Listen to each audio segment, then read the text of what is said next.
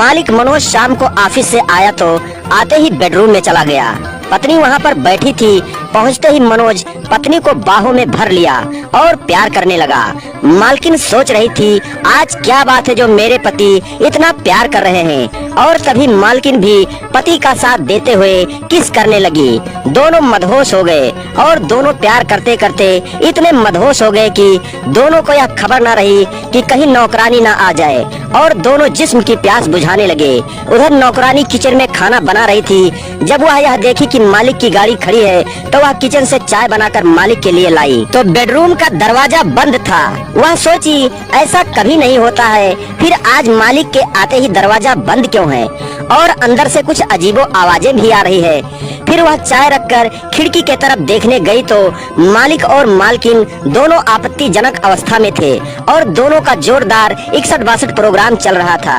ऐसा देखकर 30 साल की नौकरानी की जवानी उफान मारने लगी और वह खिड़की के पास खड़ी होकर जब तक देखती रही तब तक मालिक और मालकिन का प्रोग्राम चलता रहा। देखते देखते पानी पानी हो गई और तभी वह सोची मेरा पति तो ऐसा कभी नहीं करता, वह तो बहुत जल्दी ही गेम के मैदान से आउट हो जाता है।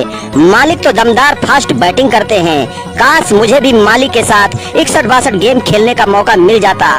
फिर उसने एक प्लान बनाया और दूसरे दिन नौकरानी मालकिन से बोली, मालकिन मेरे पास साड़ी नहीं है, आप अपनी कोई पुरानी साड़ी दे दीजिए। मालकिन 1-2 बार पहनी हुई साड़ी नौकरानी को दे दी और वह पहन ली। फिर नौकरानी मालकिन को चाय में नींद की दवा पिला दी और वह सो गई। शाम होते ही सो गई, मगर वह बेडरूम से अलग रूम में थी। जब रात के 8 बजे तो मालिक आया और तभी नौकरानी अपने पुराने कपड़े पहन ली और मालिक के पास गई और बोली, आज मालकिन बहुत थकी थी, बोली है आज मैं सो जाती हूँ, मुझे मत जगाना।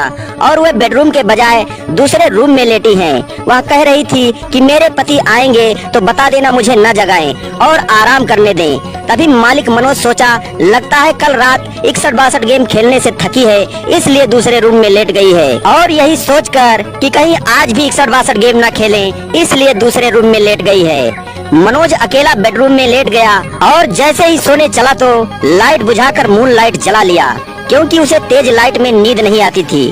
तभी नौकरानी मौका पाकर मालकिन की साड़ी पहनी और मेकअप करके मालिक के बेडरूम में पहुंच गई।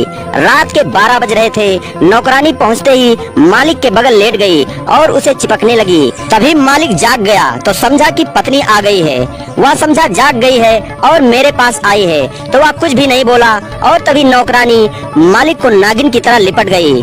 मालिक भी जवान था, नौकरानी के स्पर्श से उसके मन के अंदर वासना भड़क गई और वह नौकरानी को पत्नी समझकर उसे अपने सीने से लगा लिया और वह बेकाबू हो गया और नौकरानी को पत्नी समझकर प्यार करना शुरू कर दिया। फिर दोनों का दिल जोरों से धड़कने लगा और दोनों बेकाबू होकर 61-62 गेम खेलना शुरू कर दिए। मालिक तो हैरान था कि आज 61-62 गेम में इतना मजा क्यों आ रहा है, आज तो कुछ अलग ही महसूस हो रहा है। और पत्नी भी उठा कर बहुत तेजी से दे रही है, फास्ट बॉलिंग कर रही है, तो वह भी बैट को लहराते हुए फास्ट बैटिंग करने लगा। और दोनों खिलाड़ी आमने सामने खेल के मैदान में भिड़े थे और दोनों का 61-62 गेम का प्रोग्राम आधा घंटे तक चलता रहा। तभी दोनों खिलाड़ी थक कर प्रोग्राम को रोक दिए। तभी मालिक बोला, आज क्या बात है जो तुम बहुत अच्छा परफॉर्म कर रही हो और मुझे भी बहुत आनंद आ रहा है। मगर नौकरानी कुछ भी नहीं बोली। तो मालिक दोबारा पूछा, मगर वह साड़ी से अपना मुंह ढके ही रही। तभी मनोज पत्नी समझकर उसके मुंह से साड़ी हटाया तो नौकरानी का चेहरा देखकर हैरान हो गया और बोला, तुम यहाँ कैसे आ गई, मुझे तो पता ही नहीं चला। तभी नौकरानी बोली, मेरे पति आपके जैसा प्यार नहीं करते हैं, वह हर रात दारू पीकर आते हैं और सो जाते हैं। आप तो खुद देखते हैं कि वह कितना शराबी है। मुझे भी आपके साथ प्यार करना था, इसलिए मैं आ गई, मुझे माफ कर दीजिए। मालिक नौकरानी की बातों को सुनकर बोला, कोई बात नहीं, पर ऐसा करने पर मेरी पत्नी अगर जान गई तो दिक्कत आ जाएगी। तभी नौकरानी बोली, मेरा पति नींद की गोली खाता है तो वही गोली मैं मालकिन को खिला दी हूँ और वह आराम से सो रही हैं। अब वह सुबह ही जागेंगी। फिर मालिक सोचा, चलो ठीक है, आराम करने दो। और फिर वह नौकरानी को बाहों में भर लिया और फिर दोनों प्यार करने लगे। अब हर रात नौकरानी मालकिन को नींद की दवा खिलाने लगी और मालिक के साथ 61-62 गेम खेलने लगी। उधर मालकिन तो हैरान थी कि शाम को चाय पीते ही मुझे नींद क्यों आ जाती है और मैं क्यों इतनी जल्दी सो जाती हूँ। आज मैं चाय नहीं पीऊंगी। तो जैसे ही नौकरानी चाय बनाकर लाई तो मालकिन चाय ले ली, मगर वह नहीं पी। उधर नौकरानी किचन में चली गई खाना बनाने।